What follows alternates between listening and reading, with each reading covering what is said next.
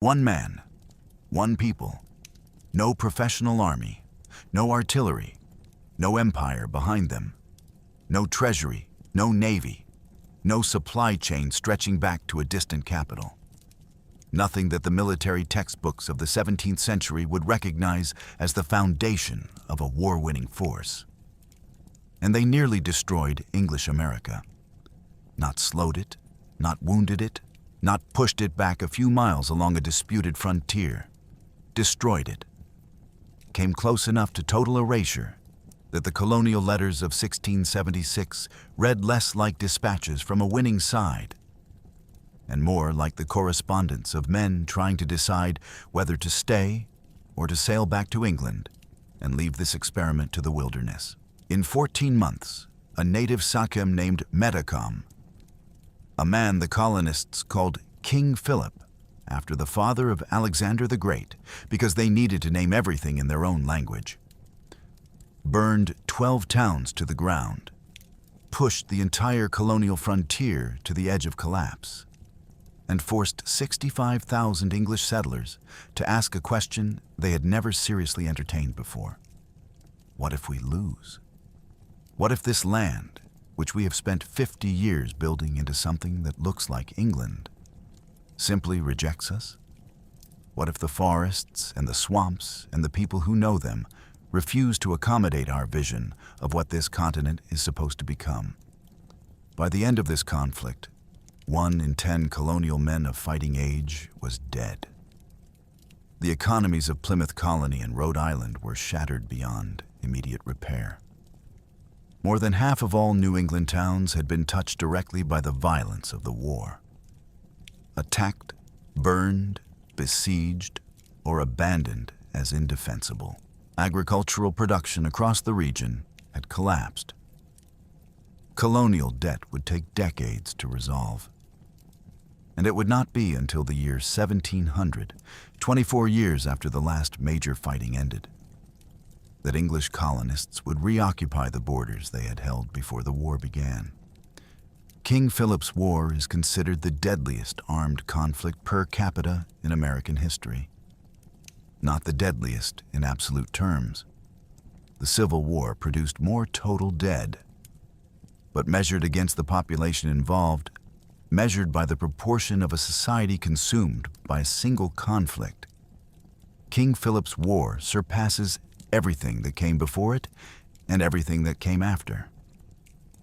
More destructive per person than the Civil War. More destructive than World War II. More destructive than the revolution that would define the national identity of the country that eventually absorbed the land where this war was fought. And almost no one knows its name. That silence is not an accident. It is a choice made again and again across 3.5 centuries of history writing, to treat this war as a footnote rather than a pivot point, to file it under early colonial conflicts rather than asking the question it actually poses. How did one man with fewer than 1,000 warriors come within weeks of erasing English America from the map? Think about those numbers for a moment. 65,000 colonists, 110 towns distributed across New England, from the coast of Massachusetts Bay to the Connecticut River Valley to the interior highlands of central Massachusetts. 13,000 men of military age. Most of them trained in the basic operation of firearms, most of them members of town militias that drilled regularly under the universal military service laws of colonial New England. Garrison houses reinforced and stocked across the entire region. A legal, financial, and administrative infrastructure connecting 5 colonial governments: Massachusetts Bay, Plymouth, Connecticut, New Haven, Rhode Island, into something that could, in theory, mobilize a coordinated response to any external threat. And behind all of that, the implicit backing of the British Empire, the most powerful naval and military force on Earth.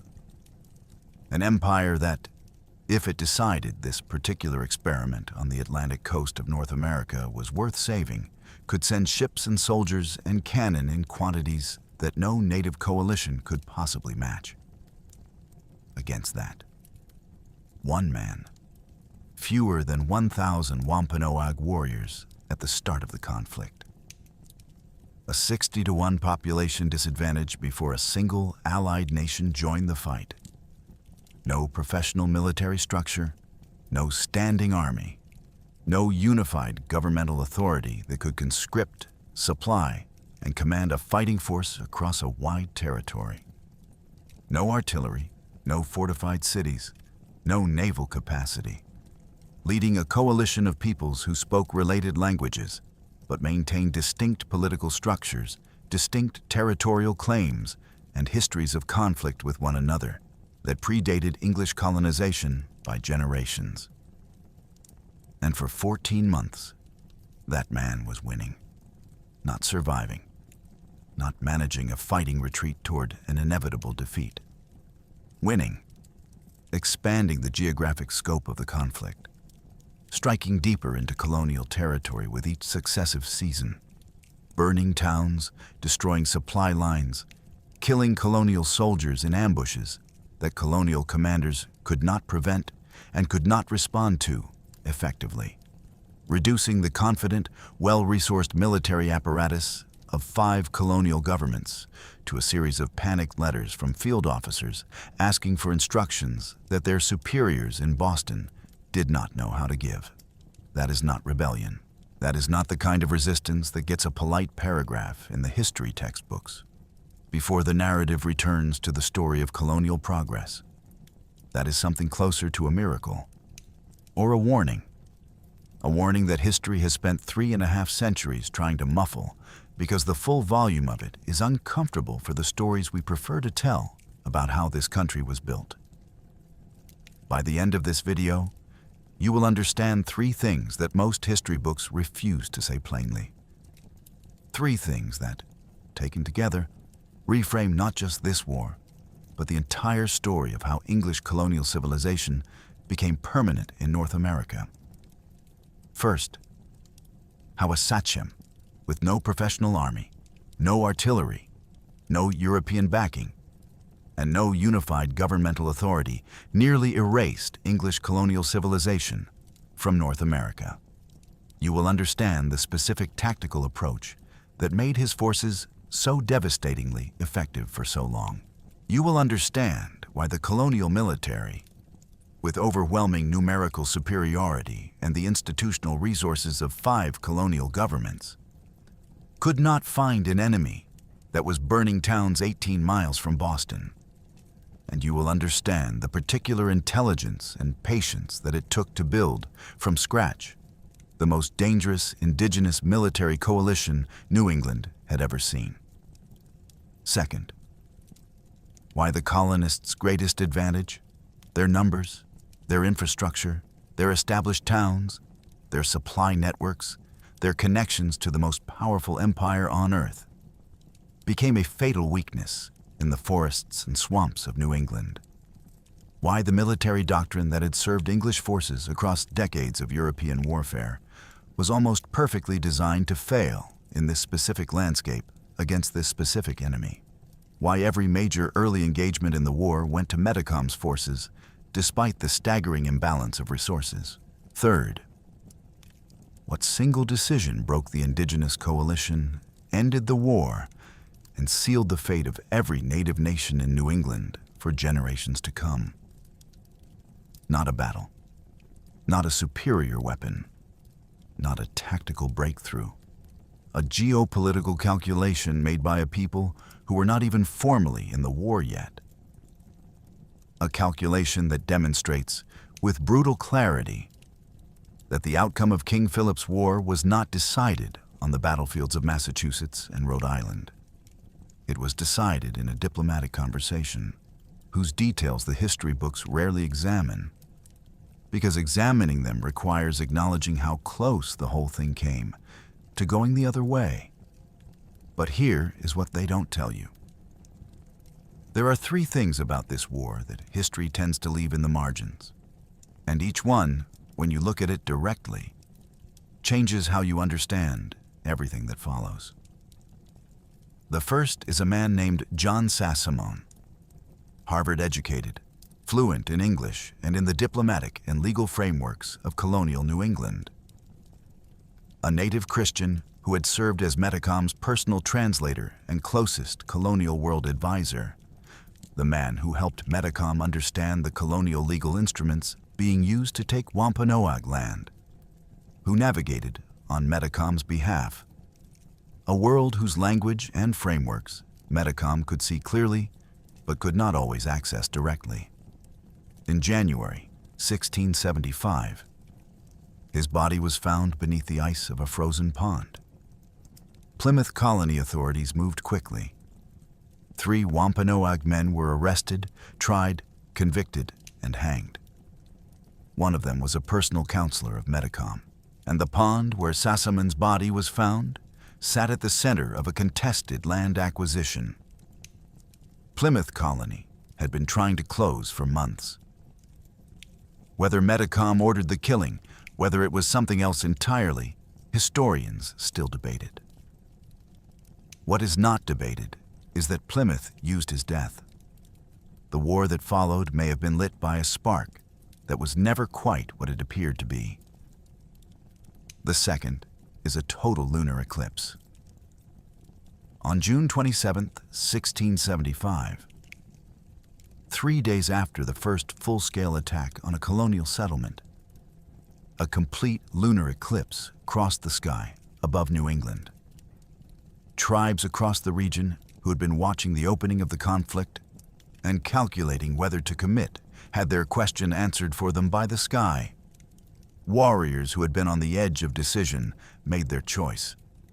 The eclipse did not start the war, but it may have determined how many nations entered it and how quickly and with what intensity of conviction. The third is Benjamin Church, a Plymouth colony militia officer, 36 years old, who had been fighting this war from nearly its beginning and losing the way every colonial commander was losing, until he stopped trying to fight the war his training had prepared him for and started fighting the war that was actually happening. Church recruited native allies aggressively. He organized mixed forces that moved through the forest in small, fast units rather than slow European columns. He abandoned garrison house thinking and supply wagons and the entire set of assumptions that had been getting colonial soldiers killed for over a year. He learned, in other words, to fight exactly the way Metacom's warriors fought. And he used those methods to close in on a man his own military had been unable to find for 14 months. Metacom was not defeated by English military doctrine. He was defeated by a colonial officer who abandoned it entirely. Stack all of that together, and what you have is not just a war. It is a story about what happens when a civilization refuses to see the enemy in front of it. Until the forests are burning and the capital of Massachusetts Bay is 18 miles from the front line. To understand why this war happens the way it does, why it begins when it begins, why it achieves what it achieves, and why it ends the way it ends, you need to understand the world that produces it. Not just the political events of the years immediately preceding 1675, but the deeper architecture of what New England has become over 50 years of English colonization, and what it has cost the peoples who were already there. Because this war does not begin with a battle. It does not begin with a single act of political failure or a treaty violation or a moment of individual decision. It begins with a pressure, a slow, structural, relentless pressure that builds across decades, accumulating in the soil, in the land deeds, in the livestock wandering across a Wampanoag farmland, in the court documents bearing signatures of leaders who did not understand what they were signing. Until the pressure reaches a point where something has to give. That something is June 1675. But the pressure starts in 1620. The Wampanoag Confederacy has inhabited the territory of present-day Massachusetts and Rhode Island for thousands of years. They are not, in 1675, a single unified nation with a single government and a single army. They are a confederacy of related bands, each with its own sachem, its own defined territory, its own seasonal rhythms of planting, harvesting, fishing, and hunting, its own diplomatic relationships with neighboring peoples. The Pokanoket are the leading band, and the Pokanoket sachem holds the title of Grand Sachem across the Confederacy. But Wampanoag political authority operates through relationship and consent, not hierarchy and command. A sachem leads because the people choose to follow. That choice can be withdrawn. Understanding this is essential for understanding why Metacom's coalition building is such a remarkable and difficult achievement. He is not operating within an institutional structure that can compel allied nations to follow his leadership. He is constructing, from the ground up, a web of relationships and shared commitments among peoples who have their own interests, their own histories with one another, and their own calculations about what this war can and cannot achieve. Around the Wampanoag, connected by the waterways and trade routes of New England, live some of the most significant indigenous confederacies in northeastern North America. To the west, across Narragansett Bay and into the territory of present-day Connecticut and western Rhode Island. The Narragansett, one of the dominant powers of New England, numbering in the thousands of warriors at their strength, with a political structure sophisticated enough to maintain complex diplomatic relationships across the entire region. To the north and west, in the highlands of central Massachusetts, the Nipmuc, along the Connecticut River and its tributaries, the Podunk and the Pennacook. Further north, the various bands of the Wabanaki Confederacy. In the interior valleys, the Nashaway. These are peoples with their own distinct cultures, their own political structures, their own reasons to watch the conflict developing to their south and calculate carefully before committing. All of them have watched the same process play out across 50 years of English colonization. The gradual, relentless consumption of native land by colonial expansion, and have drawn their own conclusions about what it means for their futures. The English come to Plymouth in 1620, to Massachusetts Bay in 1628, then spreading outward in waves of Puritan immigration through the 1630s and 1640s. By 1675, the colonial population stands at approximately 65,000 people, living across 110 towns. Still growing, still spreading, still filling in the map with English names and English fences and English legal claims. The mechanism of this expansion is worth understanding in detail because it is not primarily military. It is legal.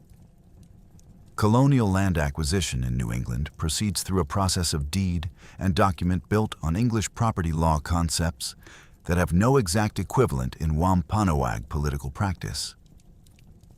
Under English law, a signed deed transfers permanent, exclusive, alienable ownership of a defined territory. Once signed, the prior residents have no residual claim the law is required to recognize. Many Wampanoag leaders understand land agreements differently, as arrangements of shared use, of seasonal coexistence, of permission for specific activities within a territory that remains fundamentally communal. A sachem who agrees to allow English settlers to farm a particular area may understand himself to be sharing that space. The English document he marks with his signature says he is surrendering it forever. This gap between understandings is not accidental. Colonial officials understand that they are acquiring territory through a legal framework that the other party does not fully comprehend. And they use this understanding deliberately, systematically, for decades. The effect is cumulative. Each deed closes off another piece of the Wampanoag world. Each deed places colonial fences around territory that Wampanoag families still depend on for farming, hunting, and the seasonal movements that their way of life requires. Each deed is processed through a legal system that has no mechanism for entertaining the Wampanoag understanding of what the agreement meant. The livestock problem compounds this. The colonists bring cattle and swine from Europe. These animals do not recognize the boundaries of Wampanoag farmland or food stores or hunting grounds. They wander. They trample crops that families depend on for winter survival. They compete with deer and other game for forage, reducing the hunting yields that supplement Wampanoag diets. The Wampanoag complain through diplomatic channels year after year and receive responses that change very little on the ground when Wampanoag hunters kill colonial livestock that has destroyed their food supply. Colonial courts demand compensation and punishment. Every iteration of this dynamic communicates the same thing. The colonial legal and economic system recognizes colonial property rights. It does not recognize Wampanoag subsistence needs in any form that overrides those rights. Colonial missionaries pursue the conversion of native populations with the intensity of a sacred obligation.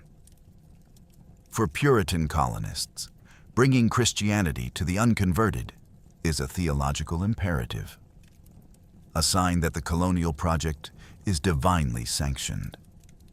The praying towns, settlements of converted native Christians established under colonial supervision, represent the most visible expression of this project.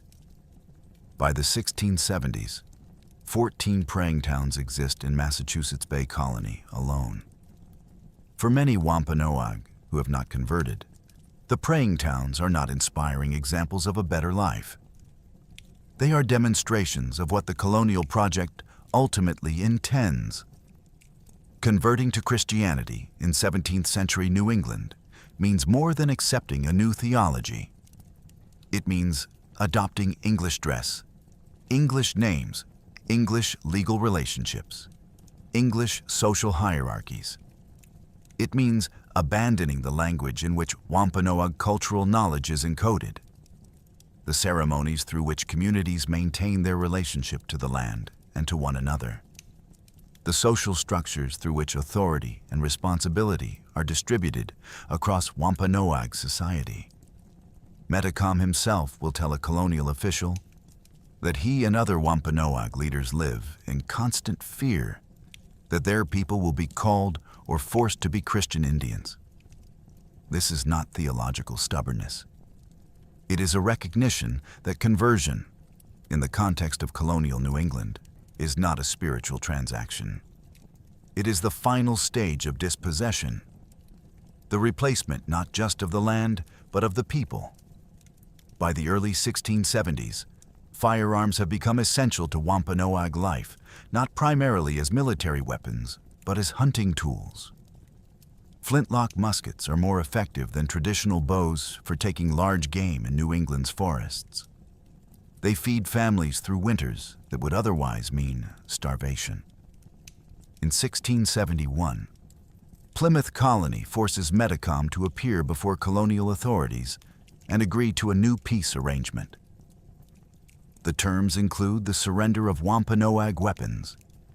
Surrendering firearms means surrendering the primary tool through which Wampanoag hunters provide for their families through New England winters.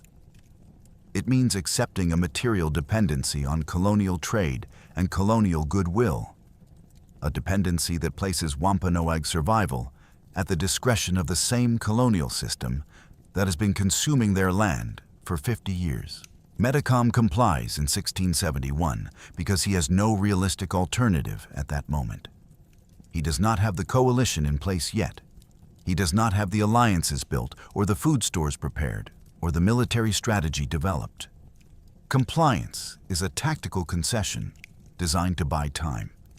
He does not forget what he conceded or what the demand says about the relationship between Plymouth Colony and the people it claims to be at peace with. He is approximately 37 years old in the summer of 1675. He became sachem of the Pokanoket in 1662, following the death of his older brother Wamsuta, known to the colonists as Alexander, who had himself succeeded their father Massasoit only the year before. Massasoit had built and maintained the foundational relationship between the Wampanoag and Plymouth colony for over 4 decades. He had navigated this relationship with extraordinary patience, giving ground when he had to, maintaining the alliance when it served Wampanoag interests, preserving his people's position in a world that was changing faster than any reasonable accommodation could match. He gave his sons English names as gestures of relationship, as attempts to signal that the Wampanoag could exist within the colonial world without being consumed by it. Metacom has spent 13 years watching those signals prove insufficient.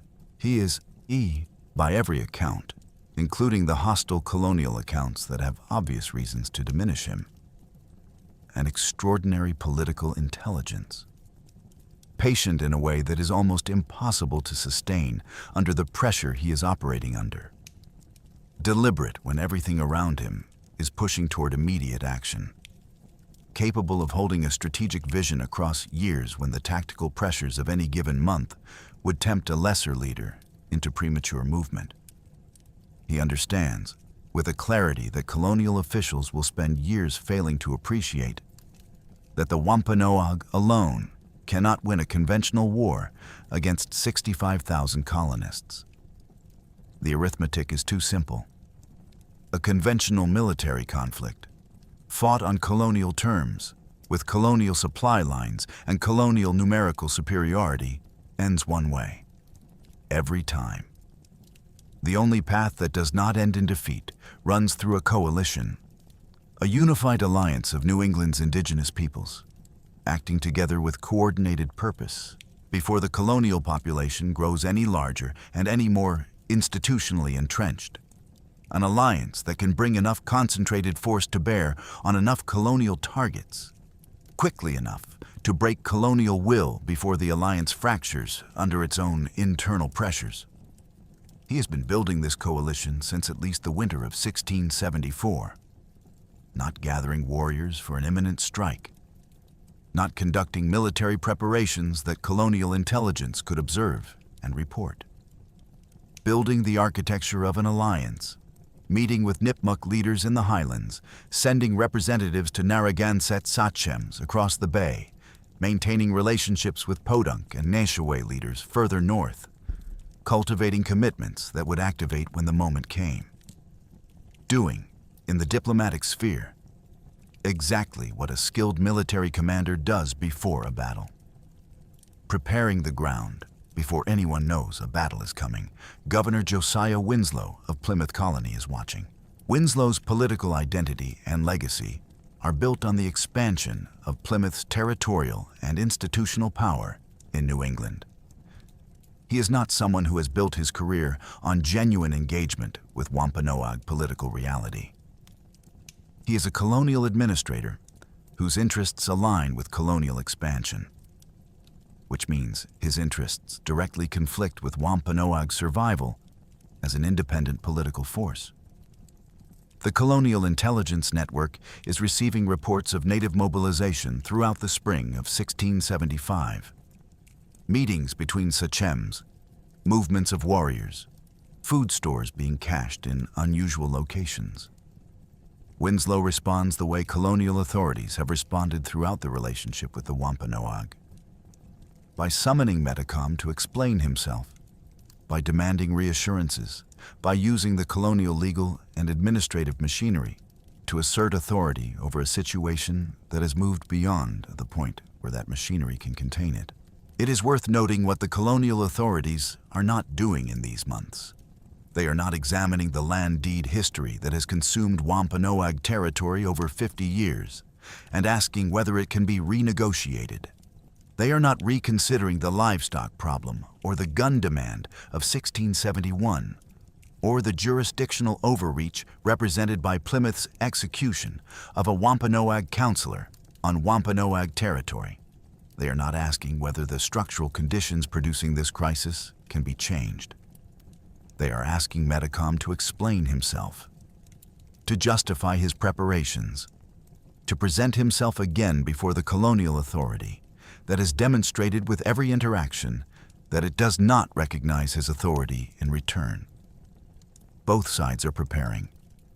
Neither is ready to say so openly. What's needed is a spark.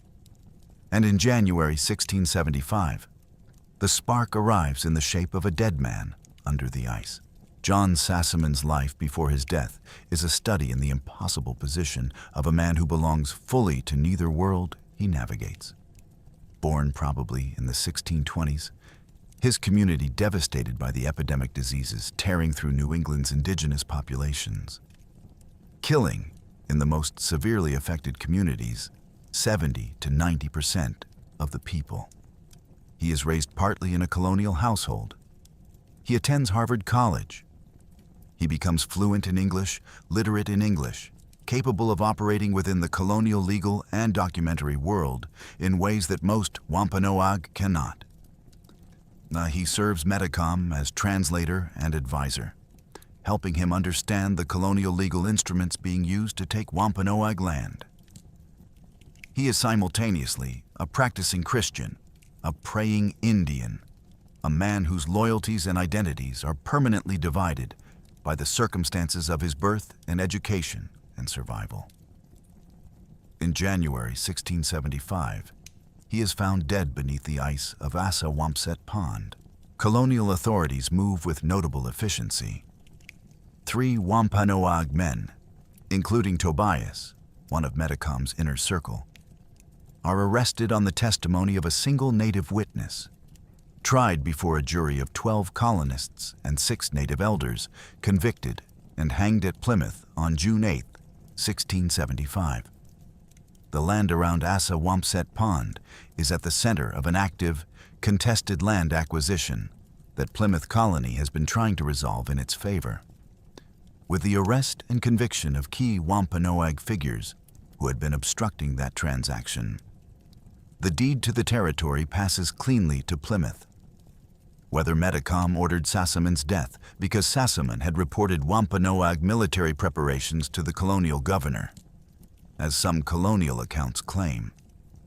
Whether Sassaman was killed by colonial agents seeking to remove an obstacle to the land deal. Whether the death was something else entirely. 3.5 centuries of historical analysis has not produced certainty. What it has produced is this. Plymouth Colony claimed jurisdiction over the murder of a Wampanoag man on Wampanoag territory. It tried, convicted, and executed a sachem's personal counselor. It completed a contested land acquisition as a direct result of the legal process following the death. And it did all of this while intelligence reports were reaching Boston of Wampanoag military preparations. The message delivered to Metacom is unmistakable. Plymouth Colony does not recognize Wampanoag sovereignty. It never did. And it is done pretending otherwise. The question of whether to fight has been building for Metacom's entire adult political life. In the spring of 1675, it resolves itself.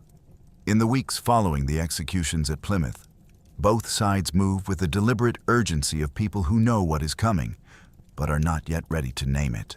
Metacom moves people, not mobilizing warriors for an immediate strike, but repositioning communities, consolidating alliance relationships, caching food stores, preparing the material foundations of a sustained military campaign.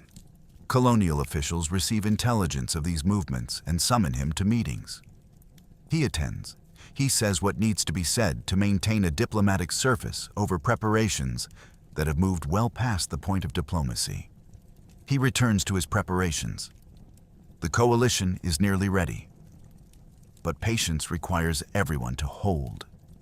And there are men in Metacom's world who have been watching the same events, the executions, the land deed consummated over a counselor's dead body, the decade and more of accumulated insult, and who have reached the end of what patience can ask of them. On June 20th, 1675, a band of Pokanoket warriors attacks isolated homesteads in the Plymouth Colony settlement of Swansea. Most accounts suggest this is not directly authorized by Metacom. It appears to be exactly what it looks like. Young men who cannot wait any longer, who light the fire before the preparations are complete. It doesn't matter. Once the houses in Swansea are burning, the timetable Metacom has been managing is over. June 23rd. A colonial boy sees a Wampanoag warrior outside his home and fires. The warrior is killed. June 24th. Full-scale attack on Swansea. 3 colonists die. The colonial response is immediate. Militia forces mobilize, and the Wampanoag town at Mount Hope in Bristol, Rhode Island, is destroyed in a punitive expedition. And then, on June 27th, 1675, the moon goes dark. A total lunar eclipse crosses the sky above New England. For the peoples who have been watching, the Nipmuc in the central Massachusetts highlands, the Podunk along the rivers, the Nashaway in the northern valleys, the Narragansett across Narragansett Bay. The eclipse arrives at the exact moment when the question of whether to commit has become impossible to defer further. They read the sky. They make their choices. By early July 1675, the war has expanded beyond Wampanoag territory in ways that neither colonial authorities nor, perhaps, Metacom himself had expected to happen this quickly. The Nipmuc begin striking colonial settlements in central Massachusetts. The Podunk attack along the Connecticut River. The Nashaway press from the north. The coalition Metacom has been building for months is assembling itself with terrible speed, driven not by his careful diplomatic timetable, but by the momentum of events that no one fully controls anymore. The colonial militia of 1675 is built on assumptions about warfare that are almost perfectly designed to fail in New England's landscape. Wars, in the European understanding that has shaped every colonial commander's training and intuition, are decided through organized confrontation. 2 forces, identified and located, meeting on terrain that allows their numbers and equipment to be brought to bear. The superior force, in numbers, discipline, firepower, logistics, prevails. Victory is achieved through mass. These principles have governed European land warfare for generations. In the forests of New England, they are nearly useless. Metacom's warriors do not fight in European formation. They do not mass on open ground and present themselves as targets for colonial muskets. They move through the forest in small, coordinated units, using the terrain not as neutral ground to cross, but as a weapon to deploy. They choose when and where engagement occurs. They strike from concealment at ranges where the surprise and the initial volley do most of the damage before any organized response is possible. They withdraw before colonial forces can organize a pursuit.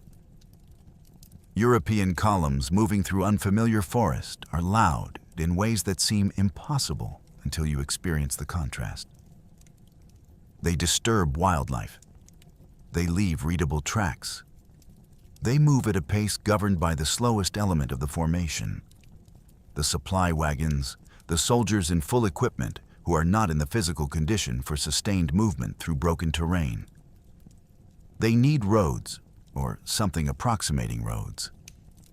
They need lines of supply back to fortified positions. Metacom's warriors need none of this.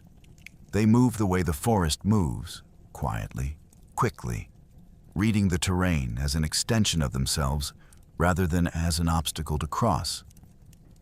They know where the rivers can be forded and where they can't. They know which swamps are passable and which will trap a colonial column for hours. They know the ridgelines and the ravines and the places where a force can disappear into the landscape and reappear somewhere else entirely. And they are always watching. The colonial army doesn't know where the enemy is until the moment the enemy chooses to be visible. By then, it is usually too late to do anything useful about it. The summer of 1675 establishes the pattern of the war in a series of engagements that colonial commanders cannot prevent and cannot effectively respond to. Middleborough and Dartmouth fall on July 8th. Mendon on July 14th. Then Brookfield on August 2nd, where the Nipmuc Sachem Mudump ambushes a colonial force under Captain Thomas Wheeler on the road to what was supposed to be a diplomatic meeting. 8 men die in the initial ambush. The survivors are besieged in a garrison house in the center of Brookfield for 2 full days before colonial relief forces fight through to reach them. The siege of Brookfield matters not primarily for its casualties, but for what it demonstrates. A colonial officer moving toward a negotiation, moving with enough men that he has no reason to fear an ambush on a road in the middle of the colony, is hit in a prepared kill zone. The nearest town is then besieged while the rest of the colony tries to organize a response. Brookfield is not a frontier outpost. It is in the heart of Massachusetts Bay Colony. Deerfield, Hadley, and Northfield are struck in September. Towns further north and west than anything the previous months had threatened. The colonial frontier is not holding. It is contracting, pulling back toward the larger settlements as families abandon outlying farms that the militia cannot protect, crowding into garrison houses that were designed for temporary refuge and are becoming permanent fortifications. September 12th, 1675. The Battle of Bloody Brook. Captain Thomas Lathrop is moving a column of nearly 100 men along the road between Deerfield and Hadley. Farmers and militia, escorting wagons carrying the harvest from fields that settlers have abandoned in the retreat from the frontier. A column of 100 armed men, moving in daylight on a known road. What colonial military thinking understands as adequate security for a logistics operation. Mudump has been watching this road for days. The ambush activates from both sides of the road simultaneously. Warriors positioned in the brush and tree line at close range open fire before Lathrop's column can respond in any organized way. A column strung out along a road, encumbered by wagons, has no effective formation to adopt in the space of seconds. There is no cover to fall back to. The kill zone has been selected to maximize the initial damage and minimize the possibility of organized resistance. Lathrop is killed in the early moments. Between 50 and 70 colonial men die before the survivors can extract themselves. It is the single worst day for colonial forces in the entire war to that point. In military terms, it is a textbook demonstration of everything that has been failing in the colonial approach. A large, well-armed force moving through its own territory on a known route, destroyed by an enemy it never sees until the moment of the attack. Step back from the individual engagements, and the pattern becomes clear. This is not a campaign aimed at any single military objective.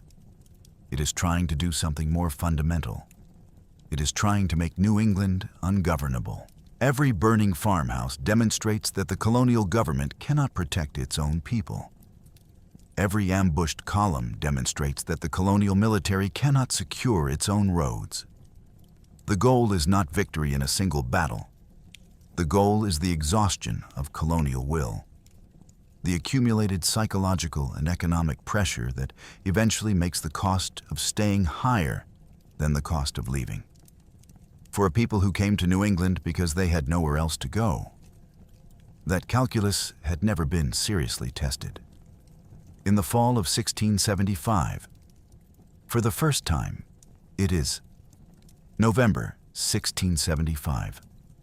Governor Josiah Winslow musters the largest army New England has assembled, approximately 1,000 militia and 150 native allies, and marches it south into Narragansett territory in Rhode Island. The Narragansett have not formally entered the war. They have been providing sanctuary to Wampanoag non-combatants, families, elders, children who cannot fight and cannot safely remain near colonial settlements. The colonial calculation is strategic. The Narragansett are the largest and most powerful indigenous confederacy in New England. If they commit their full military strength to Metacom's coalition, the balance of the war shifts dramatically. Eliminate them as a belligerent before they make that commitment. On December 19, 1675, colonial forces locate the main Narragansett winter encampment, a fortified village on an elevated island in a frozen swamp in what is now South Kingstown, Rhode Island. The assault is planned for overwhelming force. The palisade is breached. The fighting inside the fortification is close and savage. And when the military resistance inside the village is breaking, when the outcome of the battle is no longer in question, the colonial command makes the decision that defines the strategic consequences of this day. They burn the village, with people still inside it. The colonial body count places Narragansett dead at approximately 600. The actual toll, accounting for those who burn inside the longhouses, those who flee into the December swamp and die of cold and exposure, those who die in the days following from wounds untreated in the winter, is almost certainly higher. Children, elders, women who are not warriors, non-combatants who were in the village because the Narragansett were, until this moment, not formally at war. The survivors who emerge from the Great Swamp in the days following carry something that no diplomatic argument or military calculation could have produced. A rage that is total, personal, and without any possible negotiated resolution. The Narragansett sachem Canonche takes command. The Narragansett do not join Metacom's coalition reluctantly, with political reservations. They join it with everything. Because they have lost everything that would make holding something back meaningful, the colonial command intended to prevent the Narragansett from entering the war. It has ensured that they enter it with absolute commitment. And the numbers they bring transform an already devastating conflict into something that looks, in the winter of 1676, like an existential crisis for English New England. Winter 1675 into spring 1676. This is the high water mark. The moment when the mathematics of the conflict, measured honestly, are running toward an outcome that the colonial world has no precedent for processing. The Narragansett are in. Canonche commands them with the aggressive, fast-moving tactical intelligence of a battlefield leader who has nothing to protect and everything to avenge. The coalition now stretches across an arc of New England. Wampanoag, Nipmuc, Narragansett, Podunk, Nashaway. Connected not by a unified command structure, but by shared purpose and the practical coordination of sachems who understand that this is their window. The coalition cannot hold indefinitely. Every leader knows this. Push hard enough, fast enough, to break colonial will before the alliance fractures from within. And in the winter of 1676, they come terrifyingly close. February 10th, 1676. Lancaster, Massachusetts. The attack strikes at dawn, when the light is just sufficient to move and the defenders are still pulled from the cold depths of sleep. The garrison house falls. 12 colonists are killed. 24 are taken captive, including Mary Rowlandson, wife of the town's minister, whose account of her captivity will become the first best-selling book in American literary history. But the strategic significance of Lancaster is not in the captives or the body count. Lancaster sits 35 miles from Boston. The colonial capital is no longer safely remote from the war. Less than 2 weeks later, February 21st, 1676. Medfield, a prosperous town 18 miles from Boston in the heart of Massachusetts Bay Colony. Not a frontier settlement, but an established community well inside what should be protective colonial geography, with colonial militia garrisoned inside it. At dawn, warriors strike from concealed positions. 18 colonists die. Approximately 40 houses burn. The militia inside cannot organize an effective response before the attack withdraws on Metacom's terms, at a moment of his choosing. As the warriors cross the bridge out of town, they leave a written message. Preserved in colonial records, it mocks the colonial military's inability to protect its own territory. It is evidence of something the colonial military finds deeply unsettling. They are not afraid of you. They are, in some demonstrable sense, contemptuous of you. They were inside your capital's defensive perimeter. They burned your houses, and they left you a note. March 1676. Providence, Rhode Island. Roger Williams watches his town burn from the bank of the river. Williams is in his 70s. He founded Providence in 1636 after being expelled from Massachusetts Bay Colony for his radical positions. Positions that included, uniquely among prominent colonial figures of his era, the genuine conviction that native peoples had political sovereignty over their own land. That colonists were obligated to pay for it fairly, with real negotiation and actual consent. He purchased the land for Providence from Narragansett sachems with genuine consideration.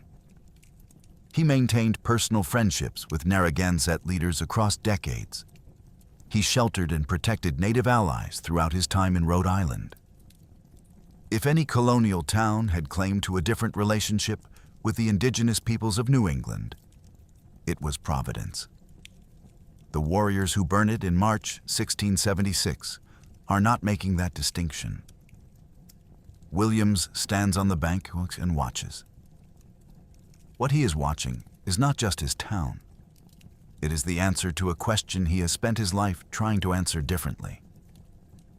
The systemic force of colonial expansion, the land deeds, the livestock, the legal machinery, the missionary pressure, the relentless demographic arithmetic of 65,000 against 1, has not been subject to the interventions of individual men of goodwill. It has proceeded regardless. He watches it burn. By the spring of 1676, the colonial situation has the shape of a system approaching failure. More than half of all New England's towns are directly involved in the conflict. 12 are destroyed entirely. The colonial economies of Plymouth and Rhode Island are in functional collapse. Massachusetts Bay is carrying a military debt that strains the colony's institutional capacity in ways that will take decades to resolve. The field correspondence reaching Boston from colonial commanders has a consistent, increasingly frantic quality. We cannot find them. We cannot pursue them when they withdraw, because they move faster than we can, and we do not know the terrain. We are losing men we cannot replace to an enemy we see only for the seconds before the ambush begins. The frontier has contracted. Towns that were settled communities 3 years ago are abandoned ruins. Families are crowded into garrison houses, eating food stores that were not designed for winter-long occupation, unable to plant the spring crops that would sustain them through the following winter. Metacom's coalition has brought the most powerful colonial military apparatus in North America to the edge of collapse in 14 months. And then everything changes. Not through anything the colonial side does. Through a decision made by a people who have been watching from the Northwest and calculating which side of this war serves their interests. The Mohawk. To understand what the Mohawk decision means for King Philip's War, you need to understand who the Mohawk are in 1676 and what position they occupy in the political geography of northeastern North America. The Mohawk are the easternmost nation of the Haudenosaunee Confederacy, the people European colonists call the Iroquois. 5 nations united under a political framework, the Great Law of Peace, that is among the most sophisticated constitutional arrangements in the pre-contact Americas. The Mohawk occupy the eastern door of this confederacy, holding the territory that connects the Haudenosaunee world to the colonial world along the Hudson River.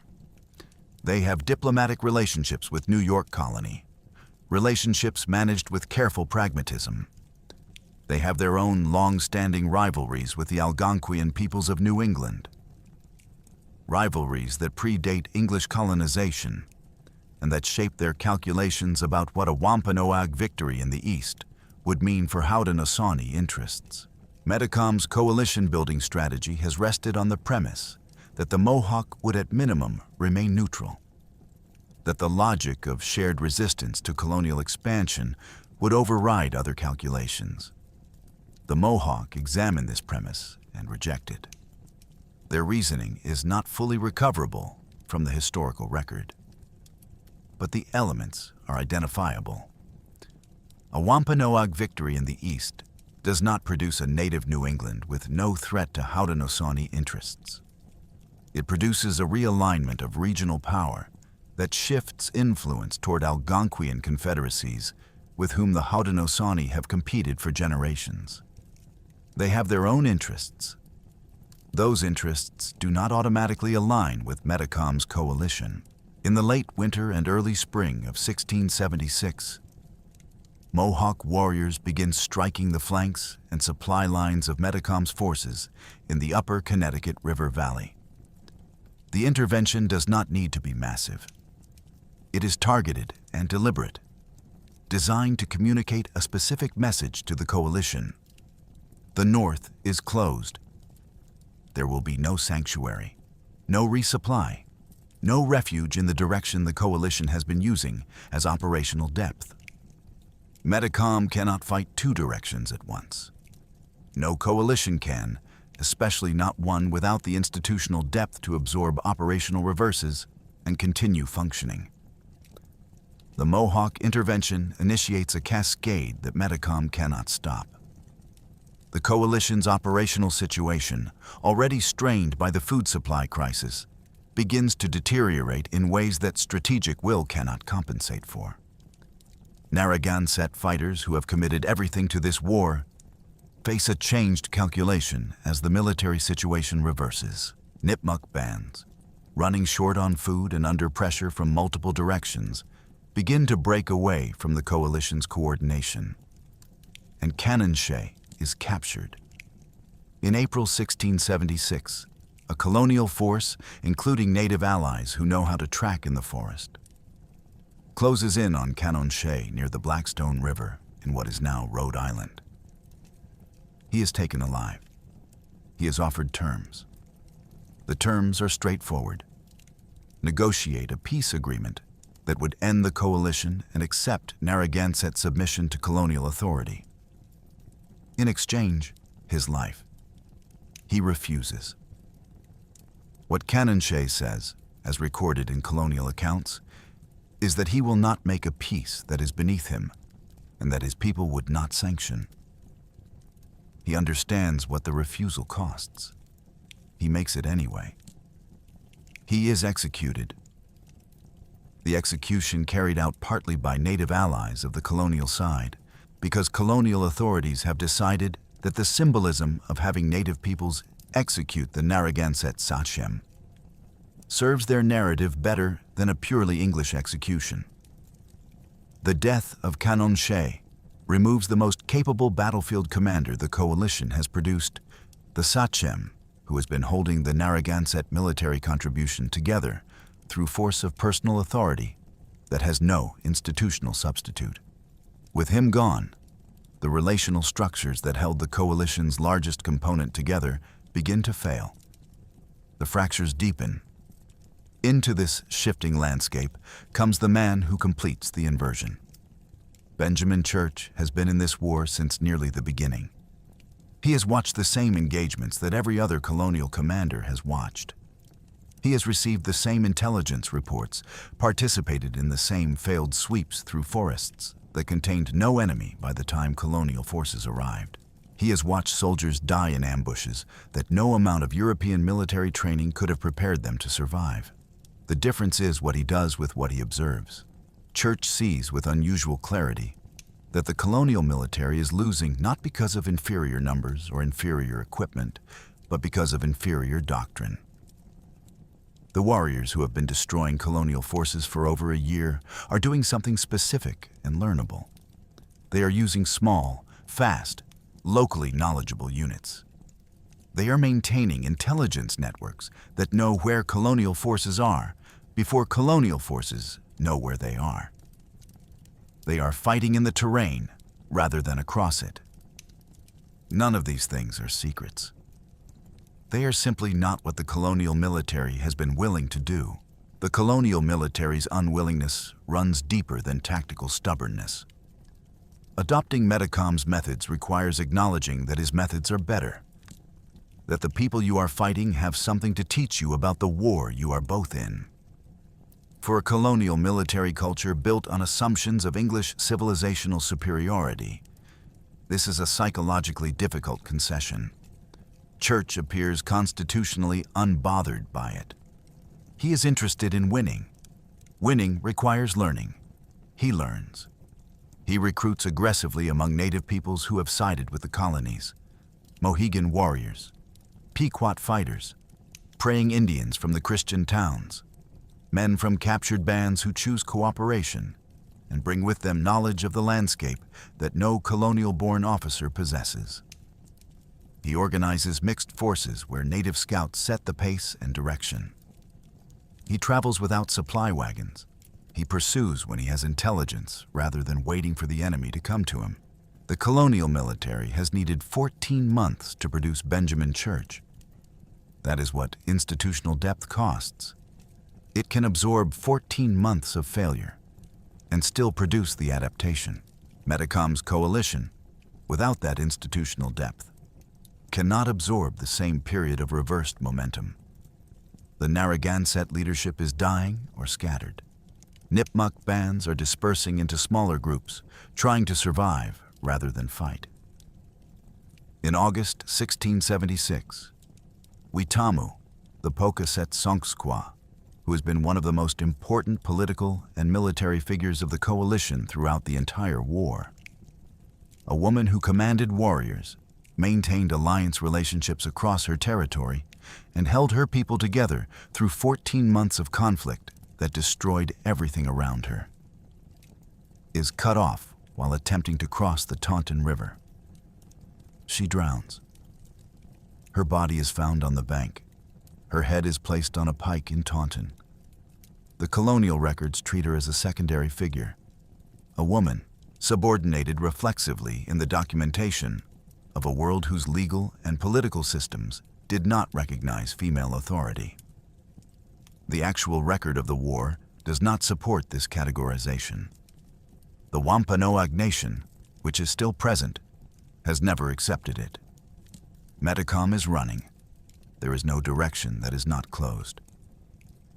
August 12th, 1676. Mount Hope Peninsula, Rhode Island.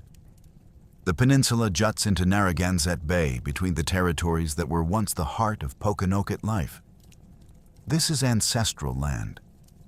This is where the Pokanoket story begins, where Massasoit built the diplomacy that held for 40 years, where Metacom grew up watching the colonial world expand around him, where the first deeds were signed that he could never fully stop. There is a specific weight in being pushed back to the place where your story started, when the world you tried to build lies broken behind you. He is here with what remains. The Mohawk pressure from the north closed that direction. The colonial forces from every other direction, moving now with Church's speed and his network of trackers, have closed everything else. No diplomatic options, no alliance partners, no food reserves, no strategic depth. The coalition, built with patient brilliance across years of careful preparation, has been broken by the Mohawk calculation and the death of Cannon Shea and the food supply and the 14 months of attrition that even the most sophisticated guerrilla strategy cannot sustain indefinitely without the institutional structures to absorb it. One of Metacom's own men goes to the colonial forces, a Wampanoag warrior, someone from inside the circle, someone who knows where the camp is and where Metacom is. What drove him to this decision? Survival? His own losses? a calculation about what comes next. The record does not say. What the record says is that he goes, and Church listens, and what he provides is enough. Church moves before the next dawn. His force, colonial militia, and native allies together, the mixed composition that has made him effective where every other colonial commander failed. Positions around the camp in the last dark hours. They move in silence, with the discipline of men who have learned that surprise is the only advantage that matters in this kind of approach. They surround the camp on multiple sides. They wait. When the camp is disturbed and Metacom breaks north through the brush toward the swamp, running toward ground that used to offer sanctuary, running toward a line that the Mohawk decision and Church's pursuit have together eliminated, a warrior named Alderman is positioned directly in his path. Alderman is Wampanoag. He is fighting for the colonial side. Why he is there, on that side, on that morning, the historical record does not explain. It records only the outcome. The shot is fired. Metacom falls. The man who built the most dangerous indigenous military coalition in New England history, who brought 65,000 colonists to the edge of abandonment, who was right about the analysis and almost right about the outcome, falls in the swamp at Mount Hope, shot by a man from his own people at dawn on a day in August that most Americans cannot name. Church orders the body treated according to the war's own logic. Metacom is beheaded, dismembered. His head is mounted on a pole and carried to Plymouth, where it goes above the gate of the colony he spent his life resisting. It stays there for 25 years. The formal war continues. Fighting in the Wampanoag territories of Maine and New Hampshire persists until the Treaty of Casco Bay is signed in April 1678. But the coalition that nearly broke colonial New England ends here, in a swamp, at dawn, with a shot no one recorded hearing. The numbers that follow the end of the war are devastating in both directions and need to be held honestly, without the softening that triumphalist colonial history tends to apply. For the indigenous coalition, more than 5,000 dead in direct combat, with additional thousands dying from disease, starvation, and displacement that follow in the wake of communities whose agricultural and subsistence cycles have been shattered by 18 months of continuous war.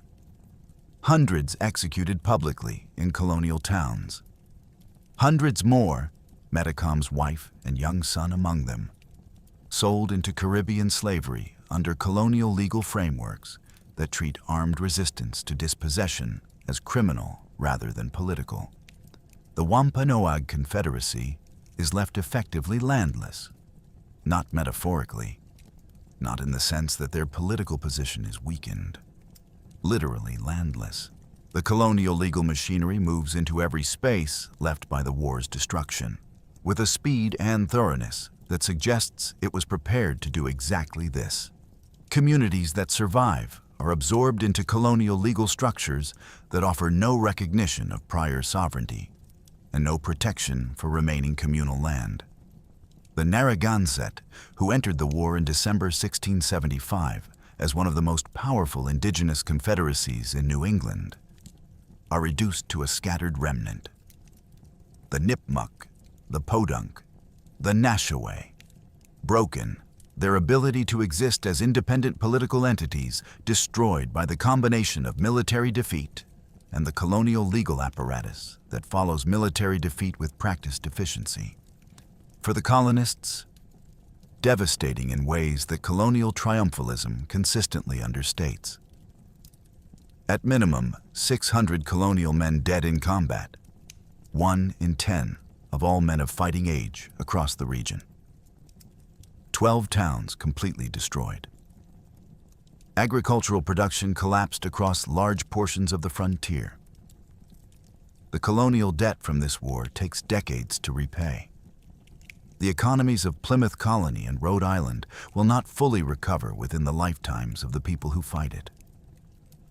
and it will be 1700 before English colonists reoccupy their pre-war borders. Metacom is dead at Mount Hope. His head on Plymouth's gate for 25 years, his wife and child enslaved and transported to the Caribbean. The 3.5 centuries that follow his death do not agree on what to make of him. The colonial narrative transforms him first into a symbol of savage warfare. Then later mythology finds in him a noble resistance figure. Then serious historical engagement tries to recover the actual man behind both mythologies. What the record shows is a political intelligence of extraordinary quality, a strategic patience that held under pressure that would have broken most leaders, and a near success that the history books have never fully acknowledged. Benjamin Church lives long and writes his own account of the war. He fights in subsequent colonial conflicts. His methods, the mixed forces, the native scouts, the forest movement, becoming the template for American irregular warfare. His memoir, published in 1716, is the first major American military memoir. He dies in 1718, having learned from his enemy things that his enemy did not survive to see institutionalized. Canonche is dead at colonial hands in April 1676, having refused terms that would have meant the submission of his people. Executed partly by native allies of the colonial side. The symbolism deliberate, the message clear. 3.5 centuries have not made this manipulation less legible. Weetamoo is dead on the bank of the Taunton River, August 1676.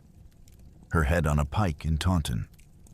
The Wampanoag nation, which is still present, has not forgotten her. Roger Williams dies in 1683. Having watched his town rebuilt and his life's work in indigenous colonial relations rendered irrelevant by the same systemic forces that rendered every individual act of good faith irrelevant in the end. King Philip's War is not a story about whether indigenous peoples were capable of resisting European colonization. The war answers that question directly and without ambiguity. Yes, for 14 months, one coalition, built without professional army, without European backing, without unified governmental authority, came close enough to winning that the colonial world has spent 3.5 centuries managing the implications of exactly how close it came. It is a story about the mathematics of alliance, the geometry of time, and the single variable that conventional military analysis almost always underestimates: institutional depth. Metacom understood from the beginning that the Wampanoag alone could not win. His entire strategy rested on a calculation that was correct. The coalition nearly worked. 14 months of the most effective indigenous military campaign in North American history is not an accident. It is the result of a strategic vision, patiently executed, by a leader who understood both what he was fighting for and what it would take to win. What he could not control was the Mohawk decision. He could not control the death of Canonche in April, which removed the military leader holding the coalition's largest component together through personal authority that had no institutional substitute. He could not control the food supply. He could not control Benjamin Church's willingness to abandon the doctrine that had been protecting the coalition's operational methods. And he could not control the fact that the colonial world possessed something his coalition did not and could not replicate: institutional depth. When a colonial town burned, the colonial legal and financial apparatus could begin rebuilding it. When a colonial commander failed, another could eventually be trained. When colonial military doctrine proved catastrophically inadequate, the colonial system had enough time, barely, to produce Church before the situation became unrecoverable. Metacom's coalition could not absorb the same period of reversed momentum because it did not have institutions. It had relationships, shared purpose, the personal authority of its leaders, and the commitment of its warriors. These are formidable. They are not the same as institutions. And in a war of attrition that extends long enough, the difference becomes decisive. Almost. That word belongs to King Philip's War in a way it belongs to very few conflicts in history. Almost is not failure. Almost is a different kind of success, the kind that demonstrates what was possible, that proves the outcome was not inevitable, that forces honest history to acknowledge what it would rather not acknowledge. The colonists who rebuild in 1677 and 1678 build something new without fully recognizing what they are building, having fought this war without direct military support from England, without regular British troops, without naval intervention, without European alliance. They discover something about themselves. They are, in some essential way, their own people now. The identity forged in the garrison houses and the ambushed columns and the burning towns of 1675 and 1676 is not quite English anymore. It is something that does not have a name yet but will find one in 1776. King Philip's War is, among its many other things, one of the crucibles in which something recognizably American, self-reliant, defined by conflict with the land and its prior inhabitants, capable of terrible violence in the name of survival, begins to take shape. This, too, is one of Metacom's unintended legacies. The war that nearly destroyed English America also helped create it. What do you do with a man whose head decorates a pike for 25 years, while the civilization that killed him writes its founding myths? You remember him accurately, not as a symbol, not as a martyr, not as a figure to be deployed by any contemporary narrative that needs a historical weight to carry. As a man, specific, intelligent, patient, strategic, and wrong, about exactly one thing that he had no way to be right about. He was wrong about the Mohawk. He could not have been right. The Mohawk calculation was their own, made from their own position and history and interests. No amount of diplomatic skill on Metacom's part could have guaranteed it went differently. But it went the way it went. And the coalition that had been winning the war for 14 months began to fracture 3 weeks later. He built something remarkable, from nothing that a military textbook would recognize as the foundation for a serious war. He built a coalition that held for 14 months against 65,000 colonists and the full institutional weight of 5 colonial governments and the implicit backing of the British Empire. He held it together long enough to burn Providence and threaten Boston and force the colonial world to ask whether it could survive. He came close enough that colonial historians spent the following 3 centuries avoiding the question of exactly how close. Almost. That word belongs to him. The war ended.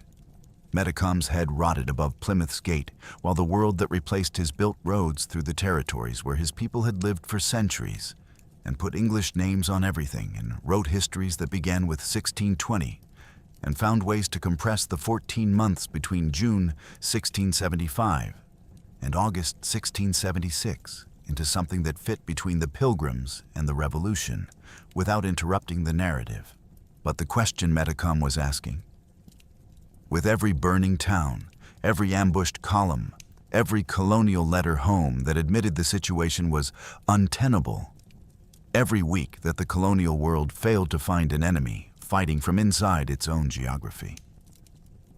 That question does not end with any war.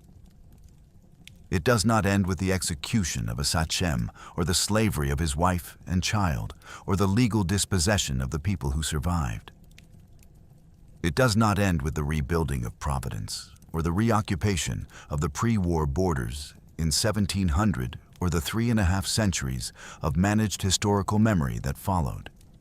The ruins of the Wampanoag world are not ruins in the way stone walls are ruins, visible, datable, preserved for tourists. They are ruins of a different kind.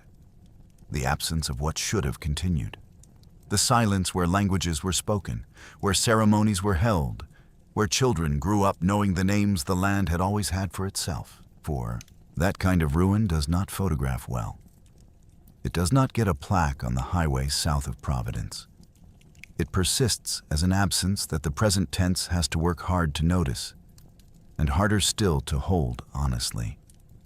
Metacom noticed. He held it. He fought it. And for 14 months, in the swamps and forests of New England, against every calculation that should have guaranteed his defeat, he nearly changed the answer.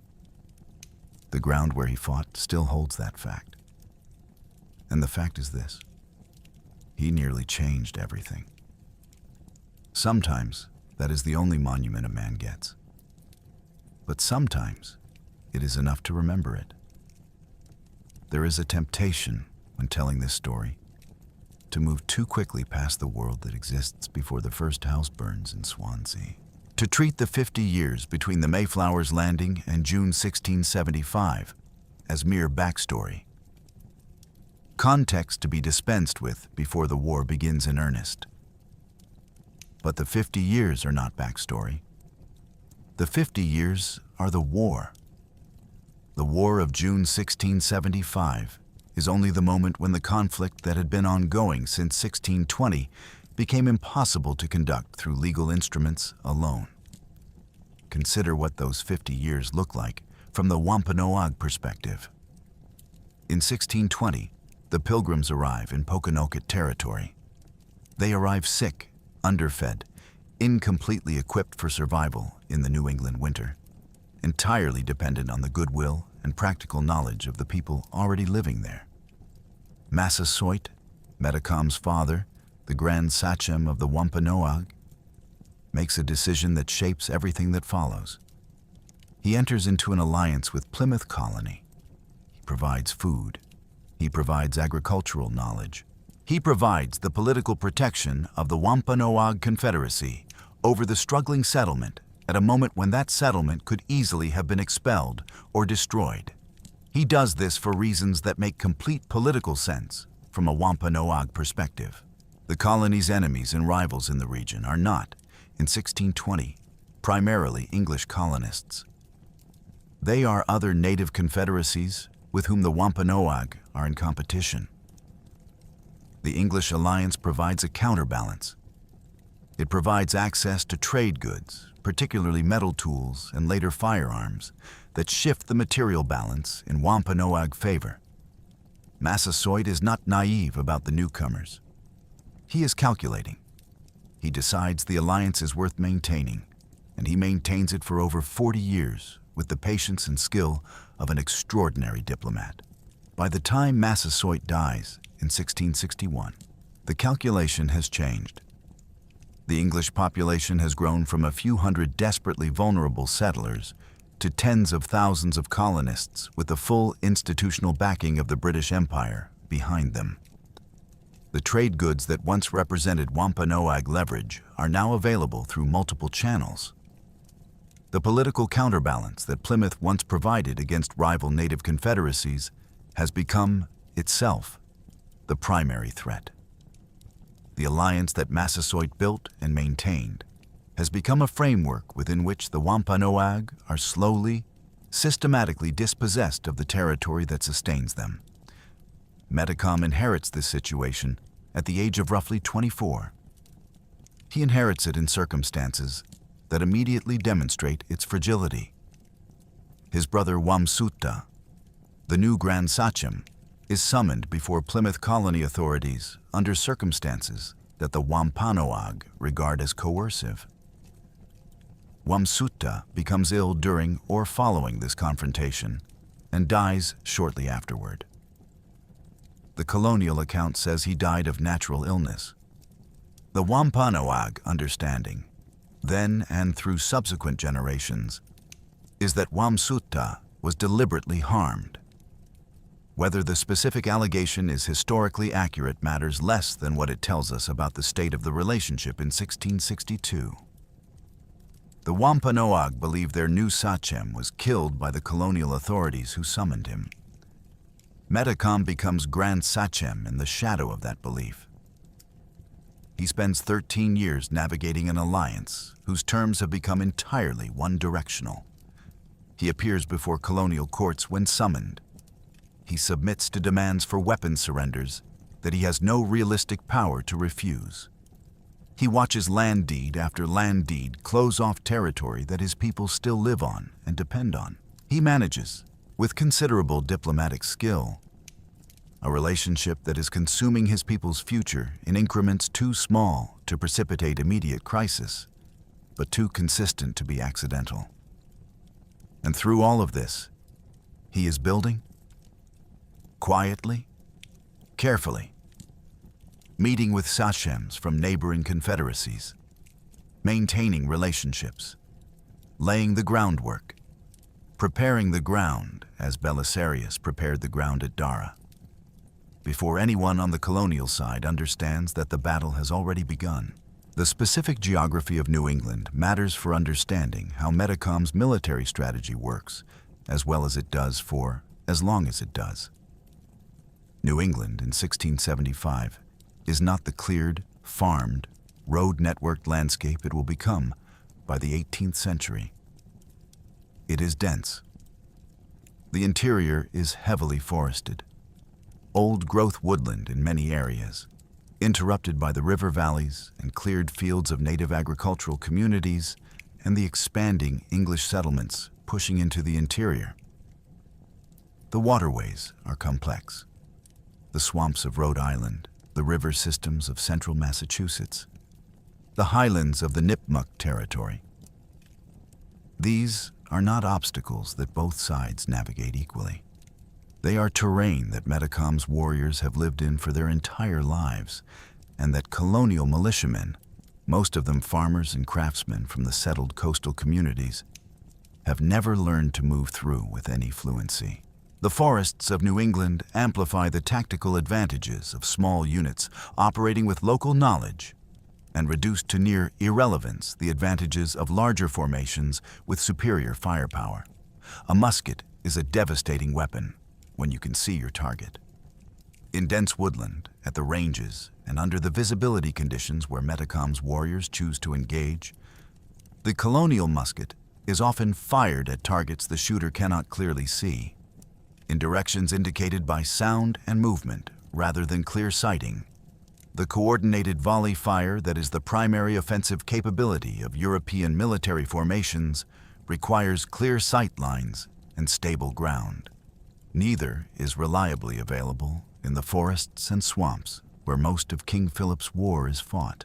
The colonial militia's training, to the extent it exists, prepares its members for European-style engagements. Open field drill, formation movement, coordinated fire, garrison defense. None of this translates into effectiveness against an enemy who is attacking from concealment, at close range, from positions selected precisely because they negate everything the colonial training has prepared for. What does translate, what Church eventually demonstrates translates, is the basic human capacity to learn. But learning takes time. And every month of the learning curve is a month during which colonial soldiers are being killed in ambushes that colonial commanders cannot prevent, on roads that colonial governments cannot secure, in towns that colonial military doctrine cannot protect.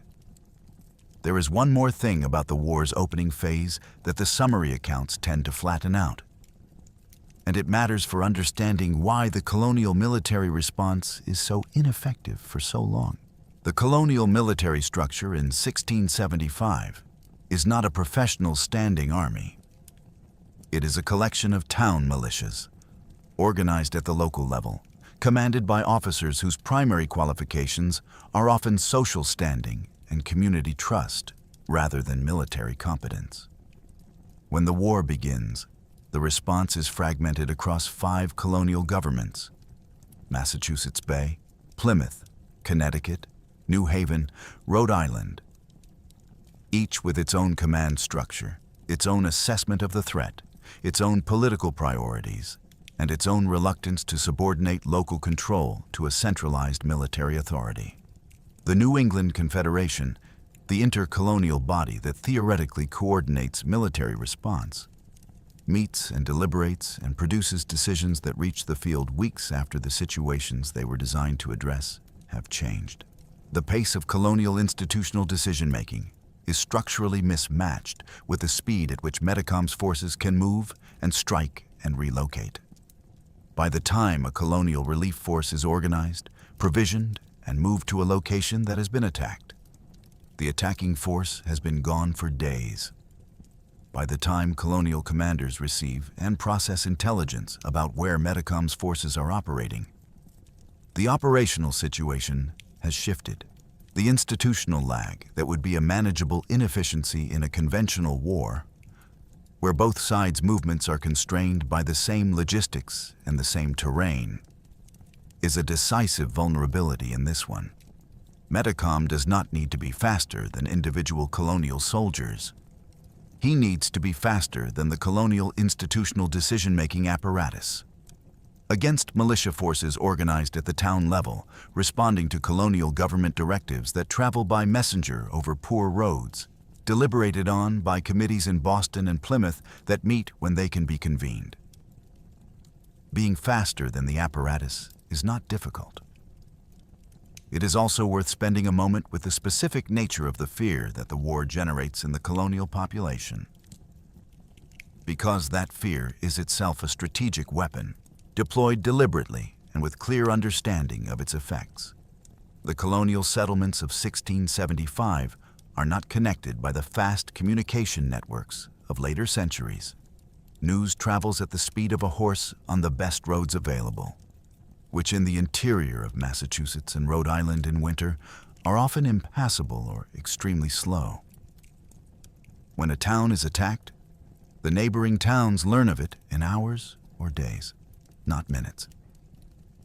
The detailed accounts of what happened, the specific tactics used, the scale of the destruction, the fate of the survivors, circulate through the colonial world over the following weeks in a combination of official dispatches and personal letters, and the testimony of survivors arriving at garrison houses in surrounding towns. The effect is to make every colonial family in New England simultaneously aware that the war is happening and uncertain about where it will strike next. They know towns are burning. They do not know which towns are safe. They know columns are being ambushed. They do not know which roads are secure. They know garrison houses are being attacked.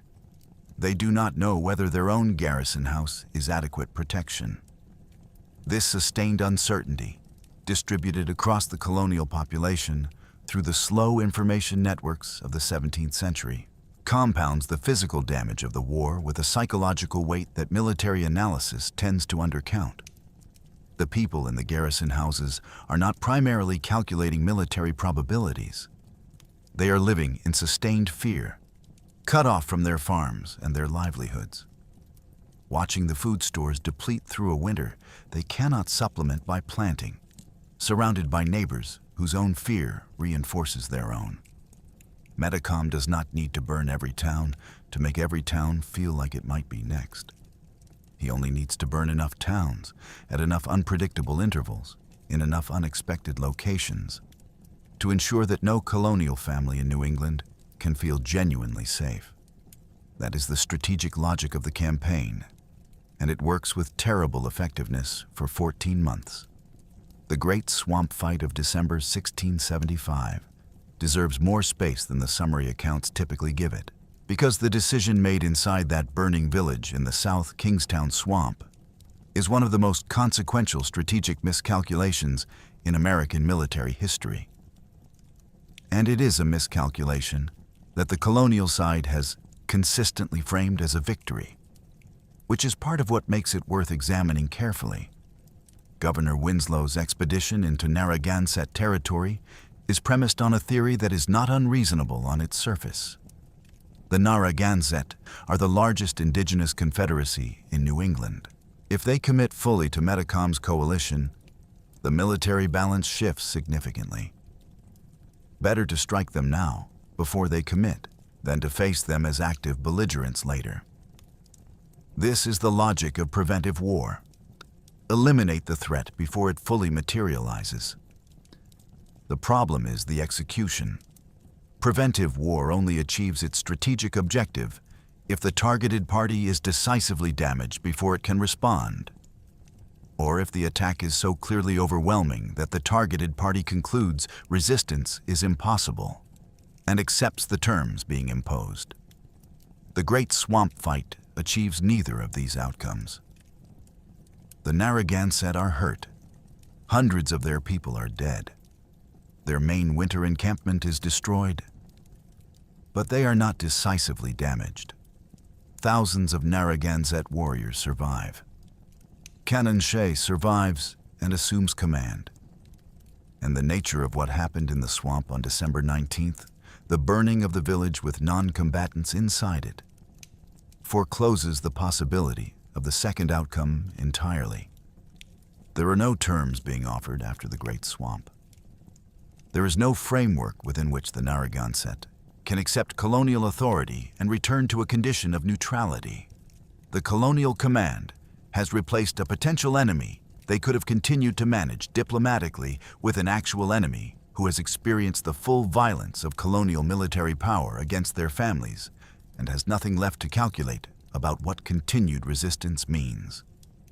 Canonshea, in January 1676, is not weighing the costs and benefits of joining the war. He has already paid the cost. The only remaining question is whether the investment will be worth something. He decides it will be. The months that follow the Great Swamp Fight are the most militarily effective period of the Indigenous Coalition's campaign. The combined Wampanoag, Narragansett, and Nipmuc forces operating in the late winter and spring of 1676 achieve a geographic reach and a pace of operations that the colonial military cannot match or effectively counter. Lancaster in February, Medfield in February, Weymouth attacked, Groton burned in March, Northampton attacked, Marlborough largely burned, Providence in March, Rehoboth in March. Providence is not an outlying settlement. It is the capital of Rhode Island Colony, founded by the man who had done more than anyone to establish fair relationships with native peoples. When Providence burns, the message being delivered is that no colonial settlement is beyond reach, and no colonial relationship with native peoples is protection against what has now become a total war. The colonial world is, in the spring of 1676, genuinely uncertain about whether it can survive. What saves it? And this is important to name clearly because the colonial triumphalist account tends to credit English military prowess, is not primarily a military achievement. It is a geopolitical one. The Mohawk decision in the late winter of 1676 does not win the war for the colonial side through force of arms. It wins it by breaking the strategic logic on which Metacom's entire campaign rests. The logic is straightforward.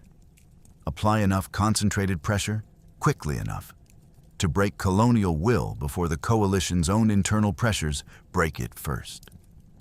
The Mohawk intervention changes the timeline in a way that Metacom cannot compensate for. It forces the coalition to divide its attention between the colonial pressure from the south and east and the Mohawk pressure from the north and west. In a coalition without centralized command or unified logistics, divided attention doesn't produce divided effort. It produces fracture. Different components of the coalition face different pressures and make different calculations about what they can sustain. The Nipmuc bands in the central Massachusetts highlands, facing Mohawk pressure to the north and increased colonial military activity from the south, begin to disengage before the coalition's southern operations have achieved the breakthrough they need. The Narragansett fighters, operating in their own territory in Rhode Island, find their operational situation deteriorating as the Mohawk intervention closes off the northwestern routes their forces have been using. The coalition doesn't break in a single moment of decisive defeat. It unravels, and unraveling for an alliance held together by relationships and shared purpose rather than institutional structure, is irreversible in a way that a military defeat is not. A military defeat can be recovered from. An alliance that has begun to unravel cannot be rewoven from the same threads. Metacom watches this happen and can do very little about it. The Mohawk decision is not something he can reverse through diplomacy. It has been made and acted upon. The food supply crisis is not something he can resolve through strategic brilliance. It is the physical reality of what sustained military campaigning does to communities that cannot plant and harvest on their normal agricultural calendars. The death of Canon Shea is not something he can compensate for. Canon Shea was irreplaceable precisely because his authority was personal and relational, not institutional. He holds what he can, for as long as he can. By August 1676, there is nothing left to hold. The long shadow of King Philip's War extends well past 1676 in ways that are worth tracing briefly, because understanding what the war produces in its aftermath is part of understanding what the war was. For the colonial side, the war produces the first genuinely American military tradition, a tradition built not on European formation warfare, but on the kind of irregular, terrain-adapted, intelligence-dependent small unit operations that Church developed in the war's final months. This tradition of rangers, of scouts, of mixed forces moving through woodland with native guides and local knowledge becomes the foundation for American military practice in the colonial wars of the late 17th and early 18th centuries. King William's War, Queen Anne's War, the various conflicts that precede the French and Indian War. All of them fought with methods that traced directly back to Benjamin Church and the lessons he drew from watching how Metacom's warriors fought. The irony is complete and bitter. The military tradition that English North America develops in this period, the tradition that eventually contributes to American success in the Revolution and beyond, is learned from the people it is used to destroy. Metacom's methods outlast Metacom. They are adopted and institutionalized by the colonial military that killed him, stripped of the specific cultural and ecological knowledge that made them work so naturally for Wampanoag warriors, but adapted well enough to be effective for colonial rangers who make a deliberate study of them. For the native peoples of New England, the war's aftermath is a comprehensive catastrophe from which the affected confederacies never recover within the colonial period. The Wampanoag, the Narragansett, the Nipmuc. The survivors are scattered, dispossessed, living in the margins of a colonial legal world that classifies them as subjects without rights rather than peoples with sovereignty. The praying towns, which had represented a kind of uneasy compromise before the war, are largely destroyed in the conflict. Many praying Indians are confined to islands in Boston Harbor during the war itself, distrusted by the colonial authorities they had sided with, then left without communities or land to return to when the fighting ends. The political and social structures that had organized native life in southern New England for centuries are gone, not weakened, gone. What persists, and what the history books consistently underreport, is the persistence of the people themselves. The Wampanoag Nation is still present, still engaged with the history of this war, still maintaining cultural practices and political identity across the centuries of suppression that follow 1676. The federal recognition of the Mashpee Wampanoag tribe, the work of the Wampanoag tribe of Gay Head, Aquini, the ongoing scholarly and cultural engagement of Wampanoag community members with the history of King Philip's War. These are not footnotes to a story that ended in 1676. They are evidence that the story did not end in 1676. Metacom's people survive. They are still here, and they have their own understanding of what happened in those 14 months. an understanding that the colonial-derived historical record has only begun, in recent decades, to seriously engage with. That engagement matters, not as a gesture toward political correctness or contemporary sensibility, but because the colonial record is incomplete in specific, documentable ways. It records the decisions of colonial authorities and the movements of colonial forces with far more precision than it records the decisions of native leaders and the internal political dynamics of the coalition. It preserves the voices of colonial survivors and officials and ministers, but very few native voices. It frames the war consistently from the perspective of the people who won it. Understanding the war fully, understanding what Metacom was trying to achieve and how close he came to achieving it, requires taking seriously the limitations of that record and the alternative perspectives that exist alongside it. One final thing worth holding before we close. The battlefield of King Philip's War has no monument, no single site, no national park, no highway marker that captures the full scale of what happened there. The ruins of Dara, in southeastern Turkey at least, have walls still standing, partially preserved, visitable, tangible evidence that something of historical significance occurred in that specific place. The battleground of King Philip's War is distributed across the entire landscape of southern New England. Every swamp in Rhode Island, every river crossing in Massachusetts, every road in Connecticut that was an ambush site in the summer and fall of 1675.